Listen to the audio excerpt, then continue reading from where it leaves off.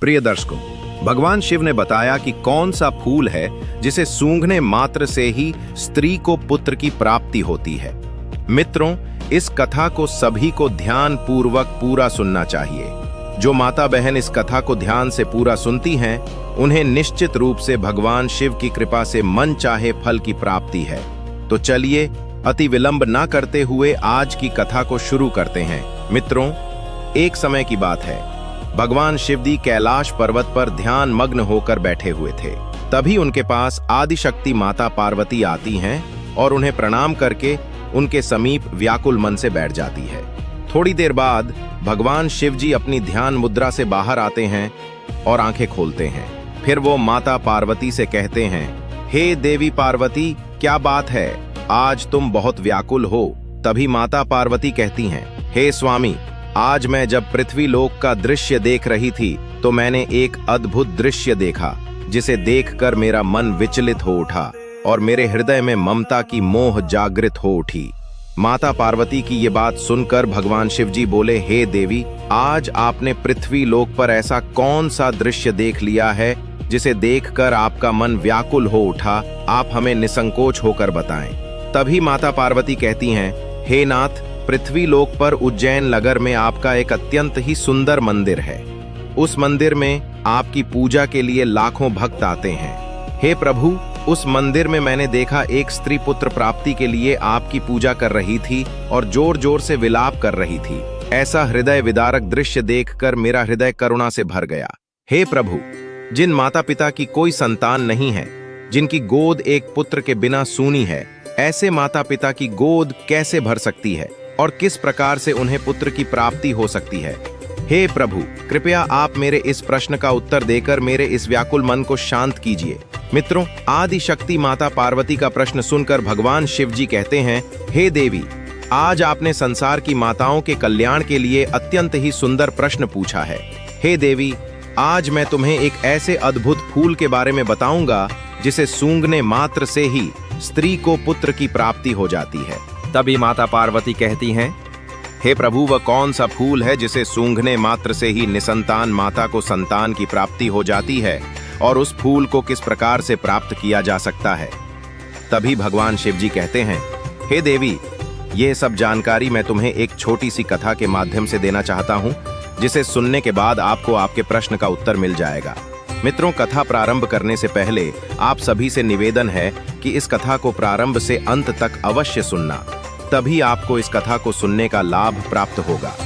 मित्रों, मैं आदिशक्ति माता पार्वती से प्रार्थना करता हूँ कि जो भी श्रोता इस कथा का श्रवण कर रहे हैं, आप उनके सभी मनोरथ पूर्ण करना और उन पर अपनी कृपा दृष्टि बनाए रखना। मित्रों, भगवान शिव जी कथा प्रारंभ करते हुए कहते हैं, हे देवी, अनेकों वर्ष पहले की बात है, एक गांव में दीनू नाम का एक साधारण सा किसान रहता था। उस किसान की 3 बेटियां थीं। किसान ने जैसे तैसे करके 2 बेटियों का विवाह कर दिया था और सबसे छोटी बेटी, जिसका नाम विमला था, उसका अभी विवाह नहीं हुआ था। विमला बहुत ही सुंदर और समझदार थी। विमला भगवान शिव की अनन्य भक्त थी। वह प्रतिदिन उनकी पूजा आराधना करती थी।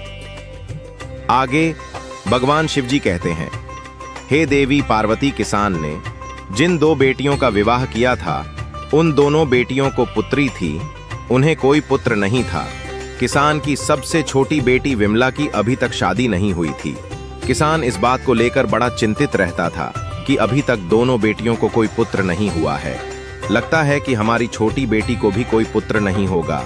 यह सोचकर वह उदास हो जाता था और मन ही मन सोचता रहता था कि जिस प्रकार से मुझे किसी पुत्र की प्राप्ति नहीं हुई है, उसी प्रकार मेरी बेटियों के भाग्य में पुत्र प्राप्ति का सुख नहीं लिखा है। फिर उस किसान ने अपनी बेटी की ओर देखते हुए सोचने लगा, विवाह होने के बाद अगर इसे भी पुत्र की प्राप्ति नहीं हुई तो मैं लोगों को क्या मुंह दिखाऊंगा? लोग पता नहीं मेरे बारे में क्या सोचेंगे। मित्रों, वह किसान जब भी खेतों में काम करने जाता, वह अपनी मदद के लिए अपनी सबसे छोटी बेटी विमला को साथ में लेकर जाता था। एक दिन किसान जब खेत में काम कर रहा था तो गर्मी के कारण उसने अपने कुछ वस्त्र उतारकर खेत के किनारे रख दिए और खेत में काम करने लगा। जब उसका काम खत्म हो गया तो किसान ने अपनी बेटी विमला से कहा, अरे बेटी विमला, जाओ, वहां मैंने जो वस्त्र रखे हैं उन्हें लेकर तो आना जरा। किसान के कहने पर वो कपड़े लाने चली गई। तभी उसने देखा कि उसके पिता के कपड़ों पर एक सर्प कुंडली मारकर बैठा हुआ था। वो उस सर्प को उठाना नहीं चाहती थी, इसलिए वो वापस अपने पिता के पास गई और उसे बताया, पिताजी, आपके कपड़ों के ऊपर तो एक सर्प कुंडली मार करके बैठा।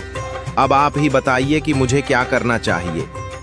अपनी बेटी की बात सुनकर उस किसान ने अपनी बेटी से कहा, बेटी, उस सांप को वहां से उठाकर सावधानी से फेंक देना और मेरे कपड़े लेकर आना। इतना कहकर वो किसान खेत से घर की तरफ चल देता है। मित्रों, आगे की कथा सुनाते हुए भगवान शिव जी कहते हैं, हे देवी पार्वती, वो लड़की अपने पिता की बात मानकर उस सर्प के पास गई और बहुत ही मधुर स्वर में कहा, हे नागराज, सर्व देवता, क्या आपको आराम करने के लिए कोई मुलायम बिस्तर जैसे जगह चाहिए? विमला के मुख से ये बात सुनकर वह सर्प बहुत ही मैत्रीपूर्ण आंखों से विमला की ओर देखने लगा। उस सर्प को देखकर विमला समझ गई कि यह कुछ कहना चाहता है। फिर वह उस सर्प के भाव को समझ गई और उसके लिए घास फूस इकट्ठा करके एक आसन बना दिया और उसके ऊपर उस सर्प को बैठा दिया और फिर उस सर्प से कहा, हे नागराज, अब आप इस मुलायम जगह पर विश्राम करो। इतना कहकर किसान की बेटी विमला अपने पिता के वस्त्र लेकर घर की ओर जाने लगी। तभी उस सर्प ने विमला से कहा, हे सुंदरी, क्या तुम प्रतिदिन मेरी सेवा में आना चाहोगी? मैं जानता हूं तुम्हारे पिता बहुत ही गरीब हैं और वो मुझे दूर फेंकवाना चाहते थे क्योंकि उन्हें उनके कपड़े मिल सके। हे सुंदरी, तुम बहुत साफ हृदय वाली लड़की हो। मैं तुम्हें पसंद करता हूं। यदि तुम प्रतिदिन मुझे अपने साथ घुमाने ले चलोगी तो मैं तुम्हें बदले में बहुत सारा धन दूंगा। फिर उस सर्प ने अपनी सच्चाई किसान की बेटी से बताते हुए कहा, हे सुंदरी, मैं एक राजकुमार हूं। साधु महात्मा के श्राप के कारण मैं 3 वर्ष के लिए सर्प बन गया। यदि तुम 3 वर्ष तक मेरी सेवा करोगी तो मुझे इस श्राप से छुटकारा मिल जाएगा और फिर राजकुमार बनते ही मैं तुम्हारे साथ में विवाह भी कर लूंगा। उस सर्प की बात को मानकर हामी भर देती और फिर विमला उसे प्रतिदिन घुमाने के लिए तैयार हो गई और उस सर्प से बोली, हे राजकुमार, मुझे आपकी शर्त मंजूर है। आप जैसा बोल रहे हैं अब मैं वैसा ही करूंगी। इतना कहकर वो उस सर्प को वचन देकर अपने घर चली गई और अगले दिन सुबह उठकर वो अपने पिता के पास गई और बोली, पिताजी, मैंने हर प्रकार का कहना मानती आई हूं, अपितु मैंने अपनी और आपकी गरीबी देखी है। मैं काफी समय से घर पर रह चुकी हूं। अब मैं दुनिया में अपनी किस्मत आजमाने जा रही हूं। कृपया आप मुझे जाने की अनुमति दे दें। अपनी बेटी की यह बात सुनकर किसान को गुस्सा आ गया। वो अपनी जवान बेटी को कहीं नहीं जाने देना चाहता था, इसीलिए उसने अपनी बेटी को जाने की अनुमति नहीं दी। लेकिन किसान की बेटी विमला अपने पिता से जिद करके घर से बाहर निकल गई और उस सर्प से मिलने चल देती है, क्योंकि उसने उस सर्प से वादा किया था। थोड़ी देर बाद वो सर्प के पास जा पहुंची।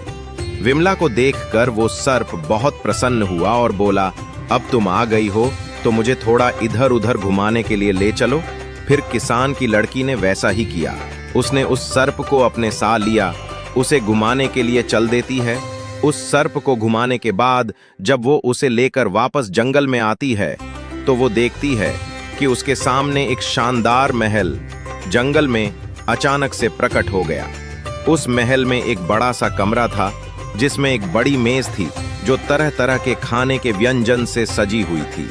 इस प्रकार का खाना उस किसान की लड़की ने अपने पूरे जीवन काल में कभी नहीं देखा था। फिर तो किसान की लड़की ने भरपेट खाना खाया। खाना खाने के बाद वो सोने के लिए अपने बिस्तर पर चली गई और फिर रोजाना हर दिन वह 1-2 घंटे के लिए उस नाग को अपने साथ रखती। उसके बाद महल में जाती जहां उसके लिए सब कुछ तैयार किया जाता था और उसके लिए महल में शानदार व्यवस्था की जाती थी। इस प्रकार धीरे धीरे 1 वर्ष बीत जाने के बाद एक दिन किसान की बेटी ने उस सर्प से कहा, हे नागराज, मैं बहुत दिनों से अपने परिवार दूर हूं, अब मुझे उन्हें एक बार मिलना है। विमला की बात सुनकर उस सर्प ने विमला को उसके पिता से मिलने की अनुमति दे दी और कहा कि अगले दिन वापस लौट आना। इस प्रकार किसान की लड़की ने अपने पिता और अपनी दोनों बहनों के लिए सोने चांदी के आभूषण और अन्य बहुमूल्य सामान लेकर अपने घर की तरफ चल देती। कुछ समय बाद जब वह इतना सारा धन लेकर अपने पिता के पास पहुंची तो उसके पिता और उसकी बहनें इतना सारा धन देखकर आश्चर्यचकित रह गईं और वह सब जानना चाहते थे कि इतना सारा धन इसे कहां से मिला, इसका मालिक कौन है। लेकिन उस लड़की ने उन्हें कुछ भी नहीं बताया क्योंकि उस सर्प ने विमला को यह बात बताने से मना किया था। मित्रों, किसान ने सच्चाई जानने के लिए विमला से कई बार पूछा, लेकिन विमला ने अपने पिता को कुछ नहीं बताया। तभी किसान को क्रोध आ गया और उसने विमला को बहुत मारा पीटा। इतना मार खाने के बाद भी विमला ने कुछ नहीं बताया। अगले दिन सुबह होती ही विमला उस सर्प के पास वापस जंगल में चली गई और फिर उस सर्प को हर दिन 1 या 2 घंटे तक घुमाने ले जाती रही। इस प्रकार दूसरे वर्ष के अंत में एक बार फिर वह अपने पिता और अपनी बहनों से मिलने गई और इसी प्रकार तीसरे वर्ष के अंत में भी मिलने गई। जब किसान की लड़की तीसरी बार उस सर्प को छोड़ करके अपने पिता और अपनी बहनों से मिलने के लिए गई तो जाने से पहले सर्प ने विमला से कहा था कि तुम आज ही लौट आना, कल तक अपने पिता के घर में मत रुकना। सर्प की बात सुनकर वह लड़की उस वचन दे करके उस सर्प को छोड़ के चली गई। उधर जब वह लड़की अपने पिता के पास पहुंची तो उसके पिता और उसकी बहनों ने इस बात पर जोर दिया कि जो धन वह अपने साथ लेकर आती है उसका असली मालिक कौन है और तू किसके यहाँ पर काम करती है। अपने पिता और बहनों के पूछने पर विमला ने उन्हें कुछ भी नहीं बताया। इस बात से उसके पिता को गुस्सा आ गया और उसने विमला को एक कमरे में ले जाकर बंद कर दिया। जैसे तैसे करके विमला कमरे से बाहर निकली और भागते हुए जंगल में जा पहुंची। लेकिन जब तक वह घर से जंगल में लौटी तब तक बहुत देर हो चुकी थी। वह सर्प अब वहां पर नहीं था। वह घबरा के इधर उधर उस सर्प को खोजने लगी। उसने जंगल में सभी जगह देखा किंतु उसे वह सर्प नहीं मिला और जिस महल में वह उस सांप के साथ रहती थी वह भी गायब हो चुका था। मित्रों, जब वह अपने पिता के घर गई थी उसी दिन उस सांप के श्राप के 3 वर्ष पूरे हो गए थे और वह सांप फिर से राजकुमार के रूप में बदल गया था और वह अपने राज्य को वापस चला गया था। इधर उस सांप को जंगल में ना पाकर विमला बहुत दुखी होती है और अपनी दोनों बहनों और पिता को कोसने लगती है। आज अगर मेरे पिता और बहनों ने मुझे बंदी न बनाया होता तो नागराज रूपी राजकुमार पास हमेशा के लिए होता। फिर वो अपने मन में निर्णय लेती है कि वह उस सर्प को खोज कर रहेगी, चाहे जो हो जाए। मित्रों, इतना सोचकर वह उस सर्प को खोजने के लिए चल देती है। उस सर्प को ढूंढते ढूंढते उसे जंगल में एक झोंपड़ी मिलती है। वह उस झोंपड़ी के पास पहुंचकर आवाज लगाती है। तभी उसके अंदर से एक बुढ़िया निकलकर बाहर आती है। विमला ने उस बुढ़िया से रात रुकने के लिए आश्रय मांगा और बुढ़िया को सारी बात बताई। फिर बुढ़िया ने उसका बहुत ही प्रेम से स्वागत किया, उसे रहने के लिए आश्रय दिया। अगले दिन जब वह बुढ़िया से विदा लेकर जाने लगी तो बुढ़िया ने विमला को 3 सेब दिए और बताया कि पहले सेब में एक सोने की थाली है, दूसरे सेब में सोने की अंगूठी है और तीसरे सेब में एक नवरत्नों से जड़ित हार है। उसने सेब देते हुए आगे का रास्ता उस किसान की बेटी को बता दिया जिससे कि वो राजकुमार तक पहुंच सके। उसके बाद विमला ने उस बूढ़ी औरत का धन्यवाद किया और वहां से आगे बढ़ गई। इस प्रकार किसान की लड़की तीनों सेबों को लेकर के आगे निकल पड़ी। चलते चलते उसे रास्ते में एक बर्फ का पहाड़ मिला। उस पहाड़ को देखकर वो भयभीत हो गई। उसे समझ में नहीं आ रहा था कि वो कैसे इस बर्फ के पहाड़ को पार करें। तभी उसे कुछ ही दूरी पर एक लोहार दिखाई दिया। वो उस लोहार के पास जाकर मदद मांगने लगी। लोहार को उस पर दया आ गई और उसने पहाड़ पर चढ़ने के लिए उसे एक औजार बनाकर दे दिया। औजार के सहारे उसने पहाड़ पार कर लिया। मित्रों, पहाड़ पार करते ही विमला को एक अत्यंत ही सुंदर राज्य दिखाई दिया जहां पर वह राजकुमार रहता था। मित्रों, यह उसी राजकुमार का राज्य था जो श्राप के कारण सर्प बना हुआ था, जिसे विमला प्रतिदिन जंगल में घुमाने ले जाती थी। इधर वह राजकुमार जो था पहले से ही विवाहित था, उसकी एक खूबसूरत पत्नी थी। मित्रों, आगे भगवान शिवजी कहते हैं, हे देवी, उस राजकुमार को सांप से मनुष्य बने हुए कई वर्ष बीत गए थे, इसलिए वह उस किसान की लड़की विमला को भूल गया था। उस राजकुमार की कोई संतान भी नहीं थी, लेकिन उसकी जो पत्नी थी वह सारी संपत्ति अपने परिवार वालों को दिलवाना चाहती थी, क्योंकि उसे राजकुमार से ज्यादा अपने घर परिवार वालों से मोह था। इधर राजकुमार भी पुत्र के ना होने से बहुत ज्यादा चिंतित था। जब किसान की बेटी को ये सब बातें पता चली तो वो सूत काटने वाली का वेश धारण करके महल के अंदर चली गई और रानी से काम मांगने लगी। रानी ने यह सोचकर उसे काम दे दिया कि यह सूत काटने वाली है और रोजाना महल में रह करके हमारे लिए मखमल के बिस्तर बना दिया करेगी। मित्रों, फिर वो रानी विमला को महल में काम पर रख लेती है। काम मिलने के बाद विमला ने पहले दिन वाला सेब फोड़ा जो उस बूढ़ी औरत ने उसको दिया था। जैसे ही उसने सेब फोड़ा, उसमें से सोने की एक थाली निकली। जब रानी ने उस थाली को देखा तो उसे वो थाली बहुत पसंद आ गई। रानी ने विमला से कहा कि हे दासी, मैं तुम्हारी यह थाली तुमसे खरीदना चाहती हूँ। रानी की बात सुनकर विमला ने कहा, रानी साहिबा, यह थाली मैं आपको एक ही शर्त पर दे सकती हूँ। यदि आपको मेरी शर्त मंजूर है तो बताइए। तभी रानी ने विमला से पूछा, हे दासी, तुम्हारी क्या शर्त है, बताओ मुझे। तो विमला ने अपनी शर्त बताते हुए कहा, रानी साहिबा, अगर आप मुझे एक रात के लिए अपने पति के साथ सोने दोगी तो ही ये थाली मैं आपको दे दूंगी। आप मुझे क्षमा करें, किंतु मेरी यही एक शर्त है। रानी ने विमला की बात मान ली, क्योंकि उसे वो सोने की थाली बहुत पसंद थी। फिर क्या था मित्रों, जैसे ही शाम हुई, रानी ने राजा को नींद की औषधि दे दी और इस प्रकार से राजा को गहरी नींद आ गई और वो सो गया। फिर राजा के सो जाने के बाद रानी किसान की लड़की को राजा के शयन कक्ष में ले गई और राजा के पास छोड़कर चली आई। उधर किसान की लड़की विमला राजा के समीप जाकर बिस्तर पर बैठ गई और फूट फूट कर रोने लगी और कहने लगी, हे राजकुमार, आपने मेरे साथ क्यों छल किया? मैंने 3 साल तक आपकी सेवा की है। तुम्हारी वजह से मुझे अपने पिता और बहनों से मार और कठोर शब्द सुनने को मिला मुझे, तथा बर्फ के पहाड़ पर चढ़कर तुम्हारे पास आना पड़ा। तुम मेरा ये उपकार कैसे भूल सकते हो? आपने मुझसे शादी का वादा किया था। आपने तो अपने वादे को तोड़ दिया है और अपनी पत्नी के साथ इस महल में सुखपूर्वक जीवन बिता रहे हैं। आपने मेरा बिल्कुल भी इंतजार नहीं किया। आपने बस मैं तो आने ही वाली थी। राजकुमार नींद में था, क्योंकि रानी ने उसको नींद की औषधि खाने में मिलाकर खिला दी थी ताकि वो उस किसान की लड़की से बात न कर सके। इस प्रकार से किसान की लड़की अपनी बात बोलती रही, मगर राजकुमार सोता रहा और उसकी किसी भी बात का जवाब नहीं दिया। किसान की लड़की विमला ये सोच रही थी कि राजकुमार मेरी बात को सुन रहा है, लेकिन कोई जवाब नहीं दे रहा।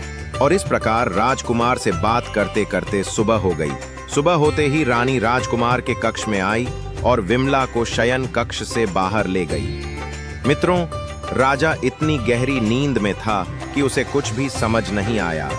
अगले दिन विमला ने दुखी होकर दूसरा सेब लिया और उसे फोड़ा तो उसमें से हीरे की अंगूठी निकली, जो देखने में बहुत ही सुंदर थी। जब रानी ने उस अंगूठी को देखा तो उसके मन में लालच आ गया और उसने विमला से उसे बेचने के लिए कहा। तभी विमला ने फिर से रानी के सामने वही शर्त रखी। रानी ने विमला की शर्त मान ली और उसे ले जाकर राजकुमार के कक्ष में छोड़ दिया। सब कुछ पहली रात की तरह ही हुआ।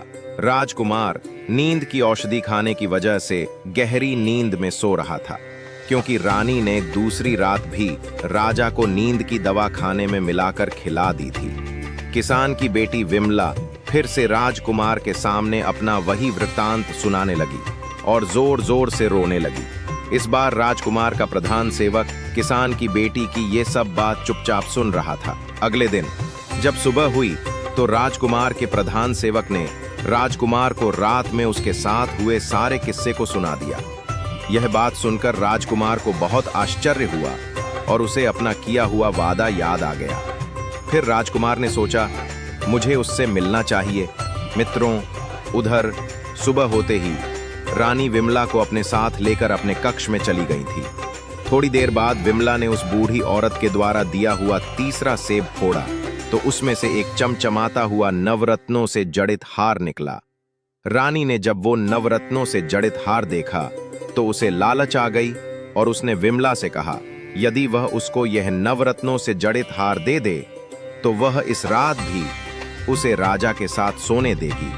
रानी की यह बात विमला मान गई। जब शाम हुई तो रानी ने राजकुमार के लिए खाना परोसा, लेकिन इस बार राजा ने खाना नहीं खाया, क्योंकि राजा को पता चल गया था कि इस खाने में नींद की औषधि मिली हुई है। राजा ने खाना खाने का नाटक किया ताकि रानी को उस पर कोई शक न हो। उसके बाद राजा उठकर अपने शयन कक्ष में चला गया और चुपचाप नाटक करके लेट गया। थोड़ी देर बाद रानी विमला को अपने साथ राजकुमार के शयन कक्ष में लेकर आई और उसे छोड़कर चली गई।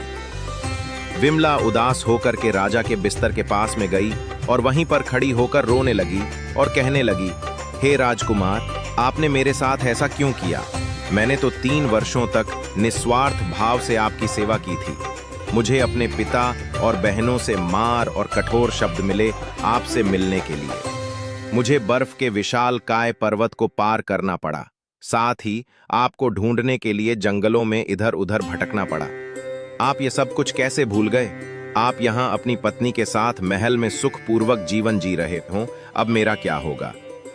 मित्रों, आगे की कथा सुनाते हुए भगवान शिव जी कहते हैं, हे देवी, इस बार राजा चुपचाप किसान की बेटी विमला की बात सुन रहा था, लेकिन वह झूठ मूठ कर सोने का नाटक कर रहा था और मन ही मन सोचने लगा कि एक मेरी रानी है जिसके लिए मैं इतना सब कुछ करता हूँ और वो मेरी संपत्ति को अपने मायके वालों को देना चाहती है, मुझे सम्मान तक नहीं देती। और एक यह लड़की जो अपने प्रेम को ढूंढते हुए यहाँ तक आ गई, और जब मैं सर्प रूप में था तो इसने लोगों की परवाह न करते हुए मेरी दिन रात सेवा की। मित्रों, यह सब सोचकर राजकुमार ने अपनी आंखें खोली और विमला को गले से लगा लिया और उसे दरबार में ले जाकर सबके सामने अपनी पत्नी के रूप में अपना लिया। और उसके बाद किसान की बेटी विमला से पूरे विधि विधान से विवाह किया और खुशहाल जीवन व्यतीत करने लगा।